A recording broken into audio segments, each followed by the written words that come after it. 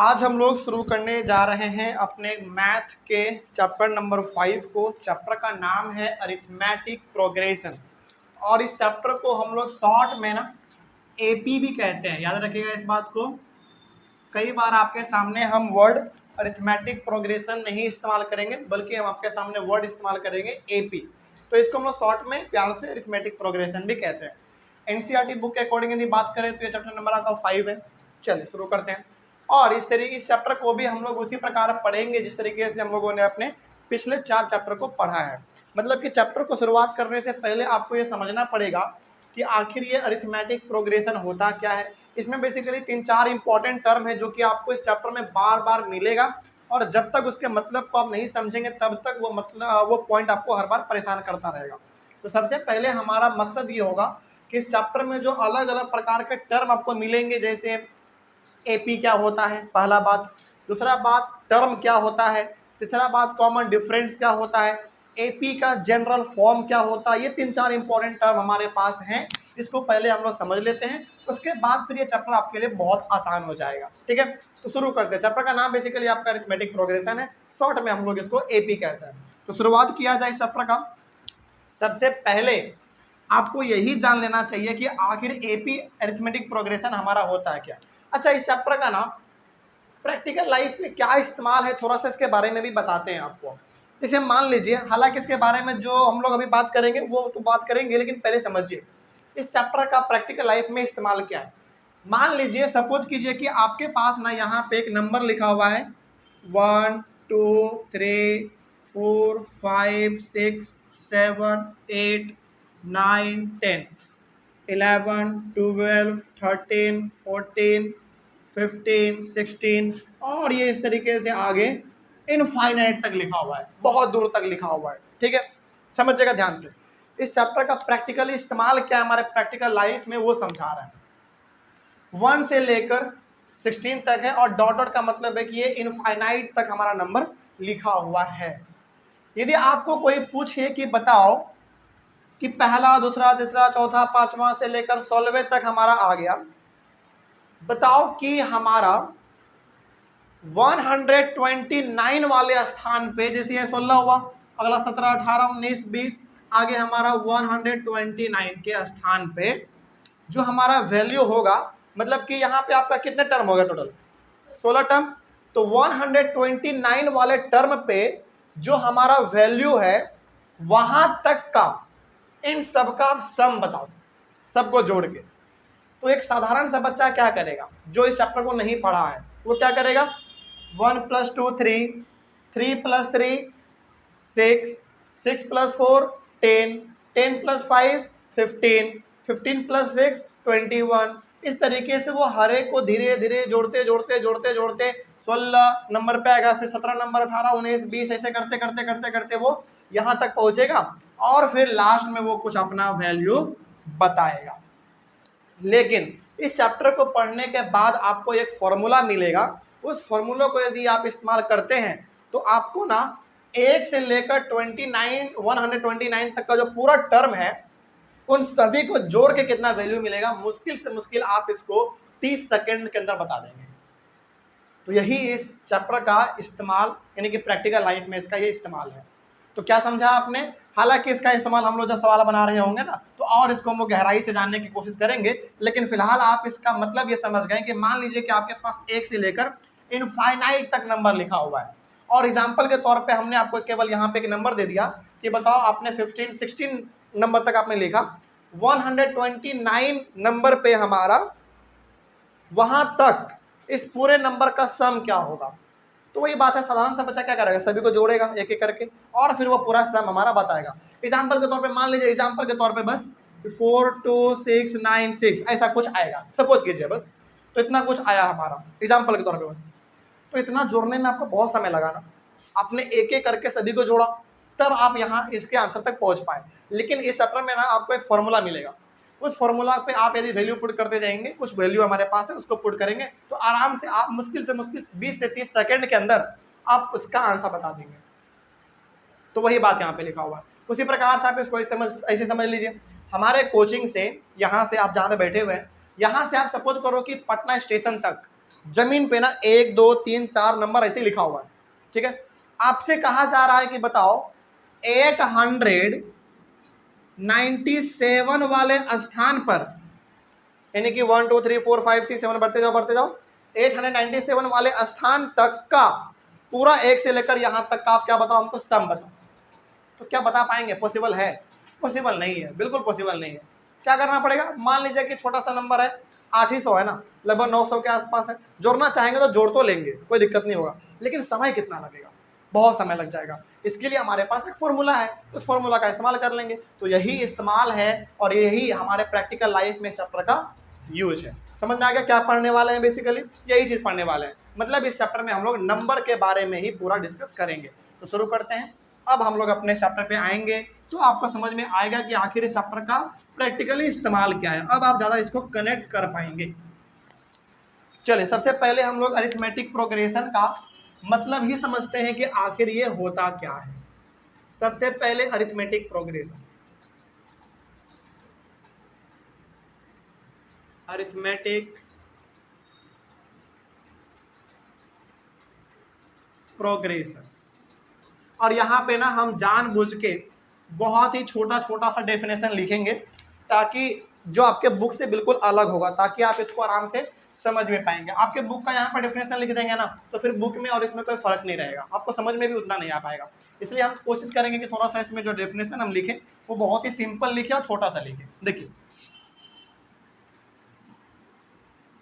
A series of, बताएंगे पूरा क्या लिख रहे हैं, पहले लिख लीजिए इसको। अ series of numbers, a series of numbers arranged in a fixed pattern, a series of numbers ही कर लीजिए आप इसमें, a series of numbers arranged in a fixed pattern are known as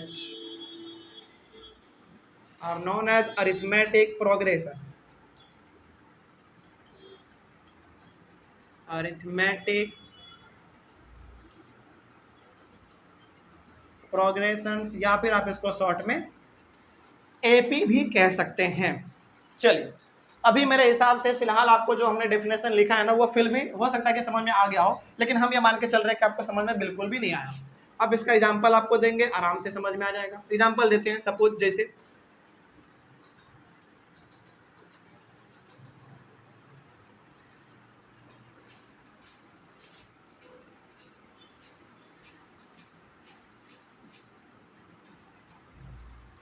ये पहला एग्जाम्पल हो गया। अब इसको समझिए, एग्जाम्पल हम और भी आगे देंगे, लेकिन इसको पहले समझिए अरिथमेटिक प्रोग्रेशन का मतलब होता क्या। हमने यहाँ पे बहुत ही आसान तरीके से लिखा है, समझिए। A series of numbers arrange in a fixed pattern are known as arithmetic progression. यानी कि एक हमारा सीरीज होगा किसका? नंबर का, जो किस में अरेंज होंगे? एक फिक्स्ड पैटर्न में अरेंज होंगे। उसी नंबर को, उसी नंबर के सीरीज को हम लोग कह देंगे अरिथमेटिक प्रोग्रेशन। फिर से एक बार पढ़िए, बहुत ही सिंपल है। A series of numbers arranged in a fixed pattern are known as arithmetic progression. It means आपके पास एक नंबर का सीरीज होगा, मतलब कि उस नंबर में ना, मतलब कुछ नंबर होंगे आपके पास, सिंपली ऐसे समझिए, और वो सारा का सारा नंबर एक फिक्स्ड पैटर्न में अरेंज होगा। उसी नंबर के सीरीज को हम लोग अरिथमेटिक प्रोग्रेशन कहेंगे। एग्जांपल जरा देखिए, आपको और समझ में आ पाएगा। जैसे देखिए 2 4 6 8 10 12 14 16 18 20 22 24, क्या ये हमारा नंबर का सीरीज है? बिल्कुल है, क्योंकि इतने सारे नंबर है तो सीरीज में है, एक के बाद एक है। क्या ये सारा का सारा एक फिक्स्ड पैटर्न में अरेंज है? सभी में गैप कितने कितने का? गैप 2 का गैप है, यानी कि ये हमारा एक फिक्स्ड पैटर्न में अरेंज है, और इसी सीरीज के नंबर को हम लोग कह देंगे कि ये हमारा एक एपी है। बस हो गया, यही एपी है और इसके अलावा कुछ नहीं है इसमें।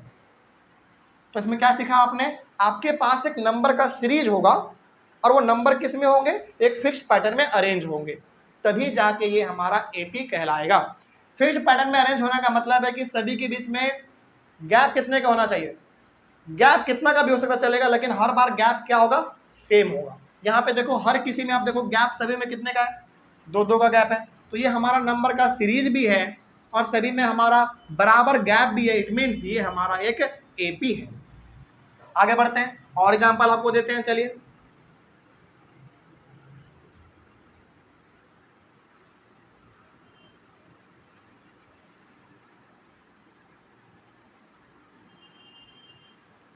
ये 48 है, क्या ये भी हमारा एक एपी है? बिल्कुल है, क्योंकि ये हमारा एक नंबर का सीरीज है, पहली बात। दूसरी बात कि ये नंबर हमारा ना एक फिक्स्ड पैटर्न में अरेंज है। बिल्कुल, क्यों? क्योंकि सभी में गैप जो है वो आपको 4 का गैप दिख रहा है, इट मीन्स ये भी हमारा एक एपी है, बिल्कुल एपी है, कोई दिक्कत इसमें? चलो आगे बढ़ते हैं फिर। उसके बाद चलिए और एग्जांपल ले सकते हैं हम लोग। चलो थोड़ा सा और आगे का ले लेते हैं।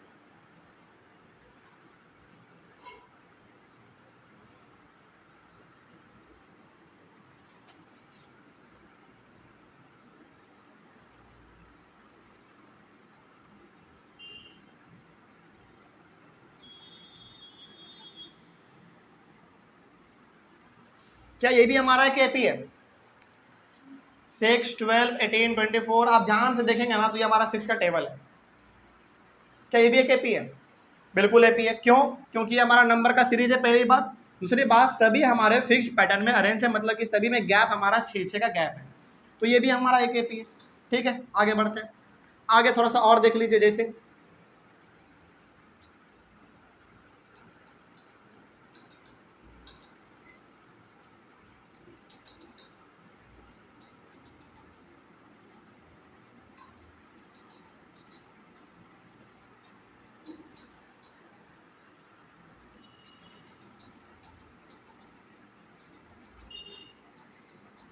क्या ये भी हमारा एक एपी है? सभी में गैप कितने का? 1 का गैप, और ये हमारा नंबर का सीरीज है और सभी में हमारा गैप भी 1 का, इट मीन्स ये भी हमारा एक एपी है। तो ये चारों का चारों एग्जाम्पल हमारा एपी का ही है, क्योंकि चारों का चारों नंबर हमारा एक सीरीज में है, और दूसरी बात सभी में जो पैटर्न है वो फिक्स है, मतलब कि गैप जो है वो सभी में बराबर का है। लेकिन क्या आपके माइंड में एक सवाल नहीं आया जो हम पूछना चाह रहे हैं? हालांकि आना चाहिए था, लेकिन कोई बात नहीं, बताइए।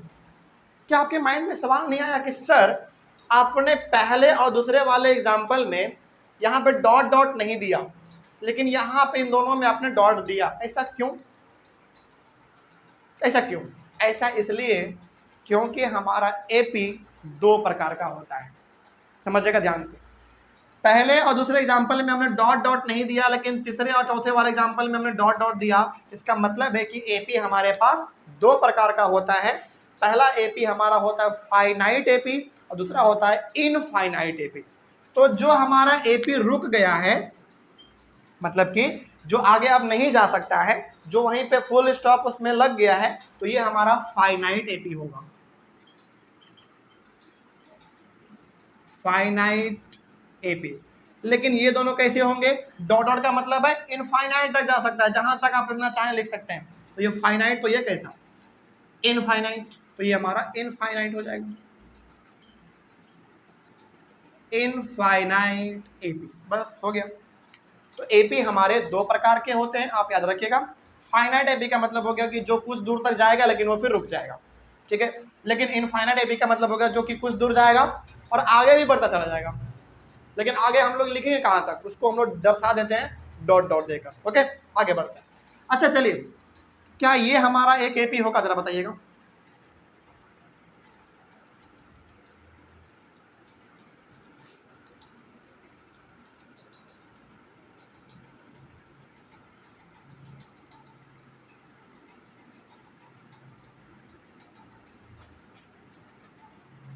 क्या ये हमारा एक एपी होगा? बिल्कुल भी एपी नहीं होगा, क्योंकि पहली बात ये नंबर का सीरीज तो है, लेकिन क्या ये फिक्स पैटर्न में है? बिल्कुल भी नहीं। कैसे? 4 से डायरेक्ट 2 आ गया, फिर 2 से अचानक बढ़ गया, फिर यहाँ पे बढ़ा, लेकिन फिर यहाँ बढ़ा, फिर लेकिन यहाँ पे घट गया। आप कभी भी यहाँ पे देखेंगे सभी में गैप बराबर नजर नहीं आएगा, किसी में 2 का होगा, किसी में 3 का होगा, और किसी में तो माइनस का भी आ सकता है ना। तो क्या ये हमारा एपी है? बिल्कुल भी ये हमारा एक एपी नहीं है। तो एपी मेरे हिसाब से आपको कंप्लीटली समझ में आ गया होगा। चलिए अब आगे बढ़ते हैं। एपी के बाद सेकेंड नंबर पे आप आइए, सेकंड में हमारा टर्म्स, TERMS, टर्म्स। इसके बारे में भी थोड़ा सा हम लिख देते हैं, एक लाइन बहुत ही सिंपल सा।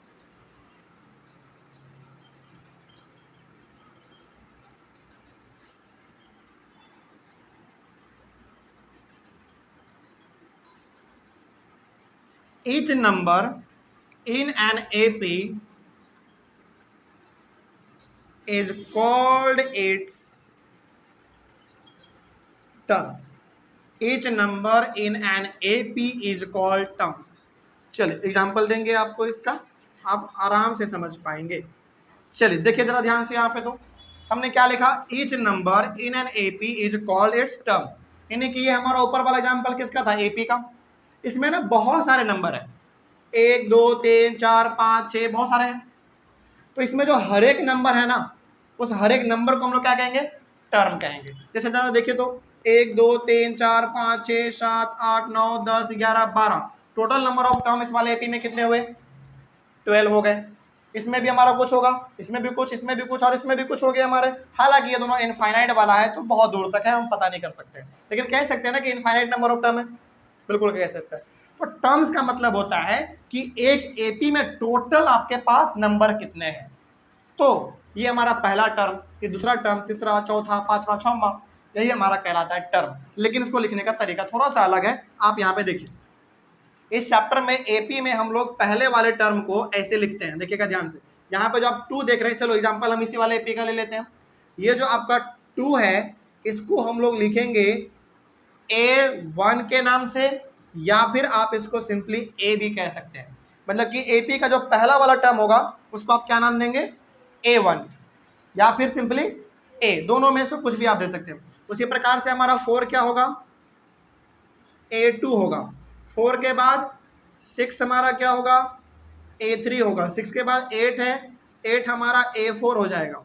उसके बाद 8 के बाद 10 है, ये हमारा A5 हो जाएगा।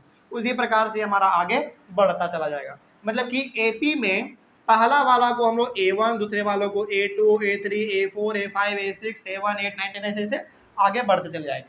तो यही हमारा टर्म होता है, बड़ा सिंपल है, कोई दिक्कत इसमें। बस यहाँ पे आपको ये बात याद रखना है कि पहले वाले टर्म को हम लोग A1 या फिर A के नाम से भी जानते हैं।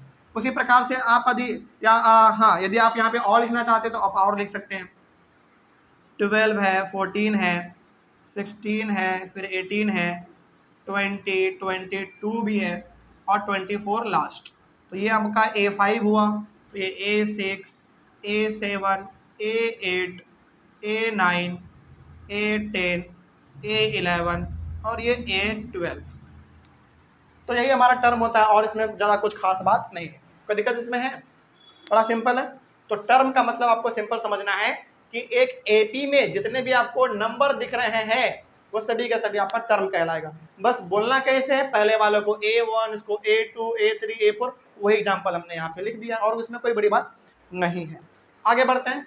दूसरे नंबर के बाद तीसरा हमारा आता है बहुत ही important, common difference.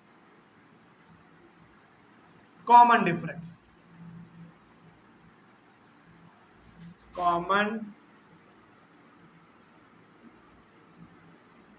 Common difference, और इसको डिनोट करते हैं हम लोग स्मॉल डी से, याद रखिएगा। कॉमन डिफरेंस को हम लोग डिनोट करेंगे स्मॉल डी से। कॉमन डिफरेंस का सिंपल सा मतलब है कि दो नंबर के बीच में गैप कितने का है, बस यही है इसका मतलब। तो यहाँ पे इसके बारे में भी हम थोड़ा सा लिख देते हैं। Difference between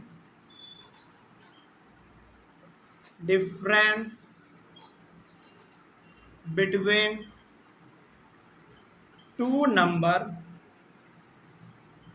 of an AP. Difference between two number of an AP is called its common difference. बस हो गया। अब इसको थोड़ा सा समझ लेते हैं क्या है। क्या तो हो गया ना, कोई दिक्कत नहीं इसमें। चलिए आगे बढ़ते हैं। कॉमन डिफरेंस को समझिए थोड़ा, बड़ा सिंपल है, बहुत सिंपल है। क्या लिखा हमने, difference between two number of an AP is called its common difference. Example देंगे ना, आप आराम से समझ जाएंगे। अच्छा, जब भी हम लोग डिफरेंस निकालते हैं तो कैसे निकालते हैं डिफरेंस? आप बड़े वाले में से छोटे वाले को माइनस करते होंगे। चलिए एग्जांपल हम दोबारा यहाँ पे यही वाला लेते हैं। यदि आपसे मैं पूछूं कि बताओ 2 और 4 में कॉमन डिफरेंस मतलब कि डिफरेंस कितने का है, तो आप क्या बोलेंगे? 2 बोलेंगे। आपने कैसे निकाला? आपने यहाँ पे किया 4 - 2 और आपने बता दिया 2। मतलब डिफरेंस जब भी पूछा जाता है तो बड़े वाले में से छोटे वाले को हम लोग माइनस करते हैं। तो हमने डिफरेंस पूछा 2 और 4 में, तो आपने 4 में 2 को माइनस किया होगा अपने माइंड में, और आपने तुरंत बता दिया कि सर डिफरेंस कितने का है? 2 का है। बस ये आपका हो गया, यही हमारा कॉमन डिफरेंस है। लेकिन हम लोग इसको लिखेंगे कैसे? ऐसे लिखेंगे। देखिए ये आपका 4 कौन सा टर्म था जरा देखिए तो उसमें A2, यानी कि ये हमारा A2 माइनस 2 क्या था? A1। कितना आया? 2 आया। और यही 2 आपका क्या है? D है, यानी कि कॉमन डिफरेंस है। बस हो गया। तो कॉमन डिफरेंस जब भी निकलेगा तो कैसे निकलेगा? आगे वाले टर्म में पीछे वाले टर्म को हम लोग माइनस करेंगे। और आगे बढ़ जाते हैं थोड़ा सा, इसमें और भी हम लोग कुछ बातें कर लेते हैं। जैसे यदि मैं आपसे पूछूं कॉमन डिफरेंस बताओ 8 और 10 में, तो क्या बताओगे आप? 2 इसमें भी आएगा। तो पहले आप यहाँ पे ये आपका, चलो ये आपका पहला हो गया। 10 - 8 आपने क्या, कितना आया? 2 आया। और ये 10 आपका कौन सा टर्म था? 10 था आपका पांचवा वाला। तो A5 - 8वां कौन था? A4। क्या निकला? D निकला, यानी कि कॉमन डिफरेंस निकला। मतलब ये हो गया कि पहले वाले में से, देखिए यहाँ पे ध्यान से, शायद आप कंफ्यूज हो गए। 4 और 2 में हमने आपको कॉमन डिफरेंस पूछा तो आपने बताया 2। मतलब कि ये हमारा 4A2 था, ये हमारा A1 है, यानी कि ये दूसरा टर्म और ये हमारा पहला टर्म। जब माइनस करके जो हमारा वैल्यू निकालता है वही हमारा कॉमन डिफरेंस होता है। ये जो 2 निकला वही हमारा क्या है? कॉमन डिफरेंस है। यहाँ जो 2 निकला वो भी हमारा कॉमन डिफरेंस है। ठीक है, बस यहाँ पे ध्यान ये रखना है आपको कि कॉमन डिफरेंस हमारा जब भी निकलेगा तो वो कैसे निकलेगा? आगे वाले टर्म में पीछे वाले टर्म को माइनस कर देंगे, सिंपल। या फिर आप इसको ऐसे भी समझिए, बड़े वाले में से छोटे वाले को माइनस कर देंगे। इसी प्रकार से चलिए, यदि मैं आपसे पूछूं कि बताओ 18 और 20 के बीच में कॉमन डिफरेंस कितने का है? इसमें भी 2 का है, तो इसमें भी आप वही चीज लिखेंगे 18 और, अच्छा 20 और 18 ना, तो 20 को आप पहले लिखेंगे -18, यहाँ भी 2 आएगा। 18, चलो 20 आपका कौन सा टर्म था?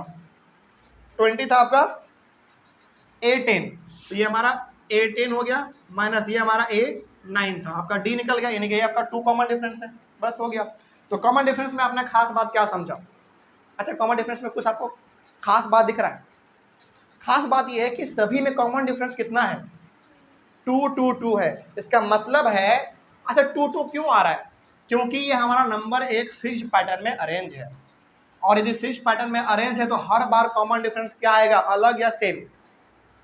सेम आएगा। तो अच्छा यहाँ पे ना ये पहचानने का तरीका भी होता है। मान लीजिए कि यदि आपका कॉमन डिफरेंस हर बार अलग अलग आ रहा है तो क्या वो हमारा एक एपी होगा? बिल्कुल भी नहीं होगा। लेकिन यदि कॉमन डिफरेंस हर बार आपका सेम आ रहा है तो वो हमारा एक एपी होगा। तो इसी तरीके से आपको कॉमन डिफरेंस भी निकालना है। तो ये डी आपका, ये 2 आपका कॉमन डिफरेंस, ये भी कॉमन डिफरेंस, ये भी कॉमन डिफरेंस। तो कॉमन डिफरेंस को हम डिनोट करते हैं स्मॉल डी से। अब मेरे हिसाब से आपको इसमें भी कोई दिक्कत नहीं होना चाहिए। आगे बढ़ सकते हैं हम लोग, इसमें तो कोई समस्या नहीं है। आगे बढ़ते हैं। अच्छा, इसमें ना आप एक पॉइंट और लिख लीजिएगा, बहुत इंपॉर्टेंट है। नीचे हमको बताना है अभी कुछ, तो यहाँ पे आप लिख लीजिएगा कॉमन डिफरेंस, शॉर्ट में लिख दिए हैं DIFF। तो कॉमन डिफरेंस में बी नेगेटिव, पॉजिटिव और जीरो। कॉमन डिफरेंस जो है ना, यानी कि यहाँ पे आपका कॉमन डिफरेंस हर बार कितना आया? 2 2 आया। तो ये तो हमारा पॉजिटिव में है। कभी कभी कॉमन डिफरेंस नेगेटिव में भी आ सकता है, और कभी कभी कॉमन डिफरेंस आपका जीरो भी आ सकता है। ओके, तो ये भी आपको ध्यान में रखना है, ये बात भी आप ध्यान में रखिएगा। आगे बढ़े हम लोग, चलिए। तो आपने कॉमन डिफरेंस भी समझ लिया। चौथा है हमारा बहुत important, general form of an AP.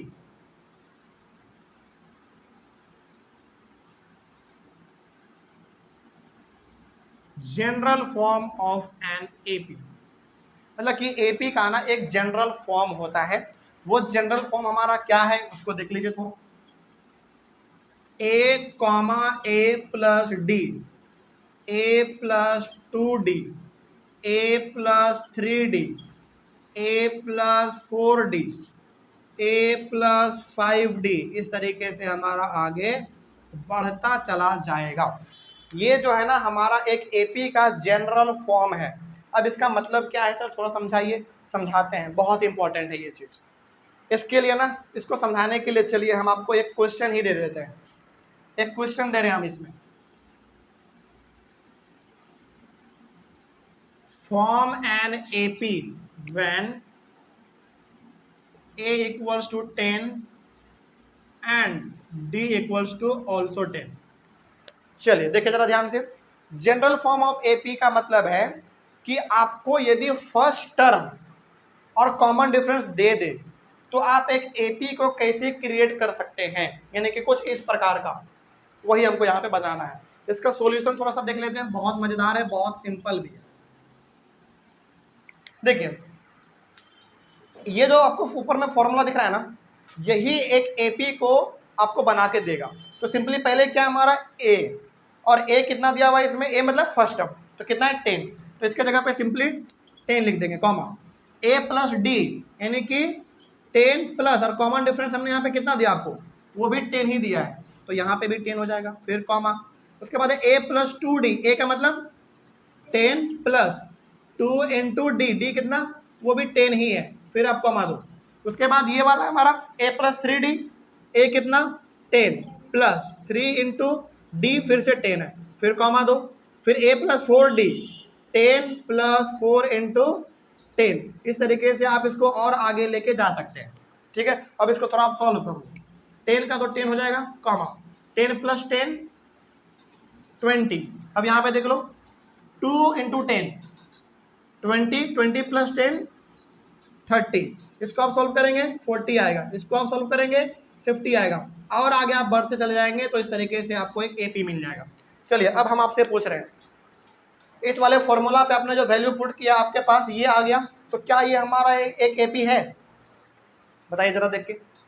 अच्छा एपी है कि नहीं है कैसे पहचानेंगे, उसके फिक्स पैटर्न को देखकर। यदि वो फिक्स पैटर्न में है तो वो हमारा एक एपी है, नहीं है तो नहीं है, सिंपल।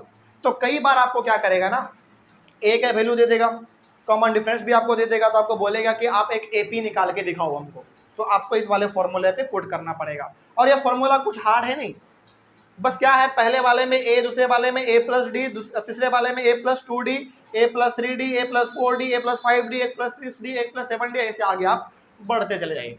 5-6 निकाल के दिखा दीजिए, आपका एक एपी तैयार है। तो ये भी आपका एक एपी हो गया, बस इतना ही सिंपल था ये। आगे बढ़े।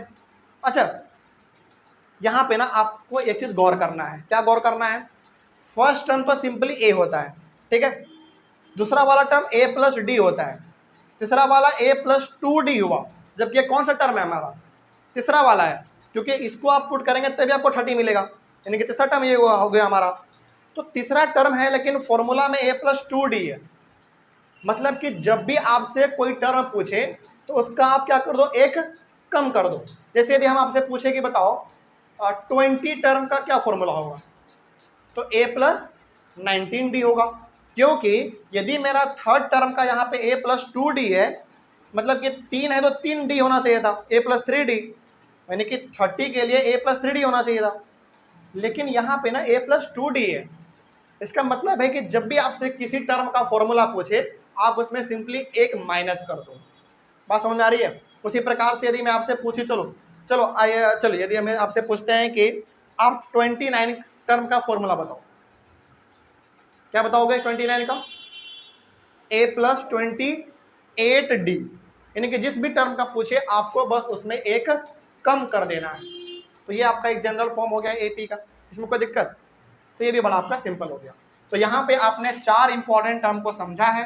अरिथमेटिक प्रोग्रेशन का सिंपल सा मतलब होता है एक नंबर का सीरीज होना चाहिए जो कि फिक्स पैटर्न में अरेंज होना चाहिए। फिक्स पैटर्न का मतलब है डिफरेंस सभी में, यानी कि गैप सभी में बराबर होना चाहिए, तब जाके वो हमारा एक एपी होगा। और एपी हमारा 2 प्रकार का, फाइनाइट और इनफाइनाइट। फाइनाइट का मतलब जो रुका हुआ है, इनफाइनाइट का मतलब जो आगे बढ़ सकता है।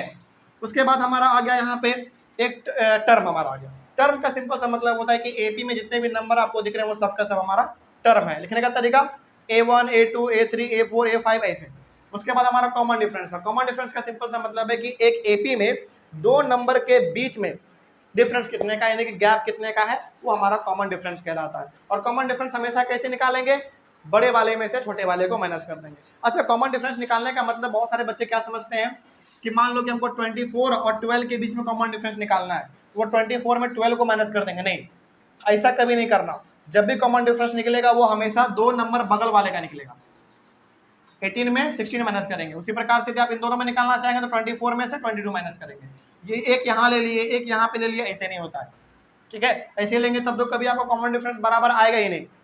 इसीलिए कॉमन डिफरेंस जब भी निकालेंगे तो 2 बगल वाले नंबर को ही हम लोग लेंगे। और यदि ये एक एपी है तो हमेशा कॉमन डिफरेंस क्या आएगा, हमेशा कॉमन डिफरेंस सेम आएगा। यदि जैसे हमारा यहाँ पे हमारे पास कॉमन डिफरेंस 2 2 2 आया, क्यों आया, क्योंकि ये इसका हमने एग्जांपल लिया था और ये हमारा एक एपी था। उसके बाद हमने बताया आपको एपी का एक जनरल फॉर्म का सिंपल सा मतलब होता है कि यदि आपको फर्स्ट टर्म दे दिया जाए और आपको कॉमन डिफरेंस दे दिया जाए तो क्या आप एक एपी तैयार कर सकते हैं। तो हाँ, एक फॉर्मूला हमारे पास है, ये वाला फॉर्मूला, इसके तहत हम एक एपी तैयार कर सकते हैं। चलिए एक और क्वेश्चन आपको देते हैं, अगले वाले क्लास से हम लोग क्वेश्चन को सॉल्व करेंगे, लेकिन फिर भी एक और क्वेश्चन आप देख लीजिए पहले। इधर का पहले आप स्क्रीनशॉट ले लीजिए क्योंकि इसको हम मिटाएंगे। उधर का दिख रहा है, एक बार लास्ट वाला देखिए।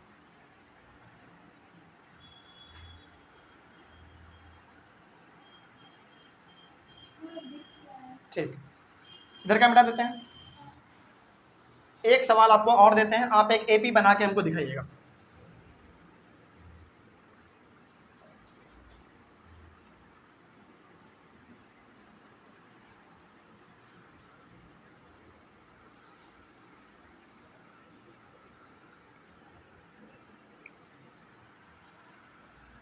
क्वेश्चन लिखिए इसमें, form an AP when a equals to 4 and common difference आपके पास यहाँ पे है।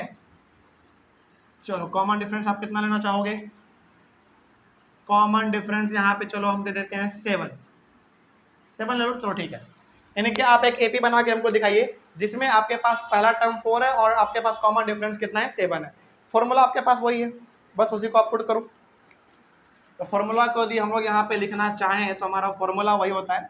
फॉर्मूला नहीं लिखेंगे, डायरेक्ट वैल्यू पुट कर सकते हैं। तो ए का मतलब 4 कॉमा ए प्लस डी यानी कि 4 प्लस 7 कॉमा ए प्लस 2d, तो 4 प्लस 2 इंटू 7 कॉमा ए प्लस 2d हो गया, ए प्लस 3d, तो 4 प्लस 3 इंटू डी यानी कि 7।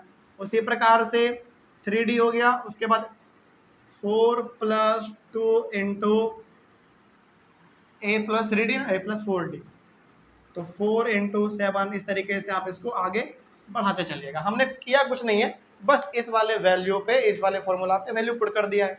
अब इसको थोड़ा सा आप सॉल्व कर लो। 4 का 4 हो जाएगा, 7 4 11 हो जाएगा, 14 14 और 4 14 और 4, एक मिनट, कुछ गलत तो नहीं है ना। वैल्यू हमारा ए है 4 और वो हमारा 7, 14 और 4 18, ठीक है। देखते हैं उसका, इसमें देख लो 21 और 4 25, 28 29 30 2 32।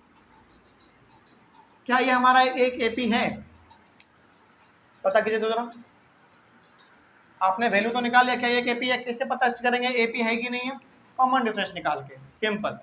तो कॉमन डिफरेंस आप 11 में 4 को माइनस करोगे 7 आएगा, 18 में 11 करोगे 7 आएगा, 25 में आप माइनस करोगे 18, इसमें भी आपका कॉमन डिफरेंस 7 आएगा, 32 में आप 25 माइनस करेंगे, इसमें भी आपका 25 5 30 2 32 7 आएगा। यानी कि कॉमन डिफरेंस हर बार क्या आ रहा है, सेम आ रहा है।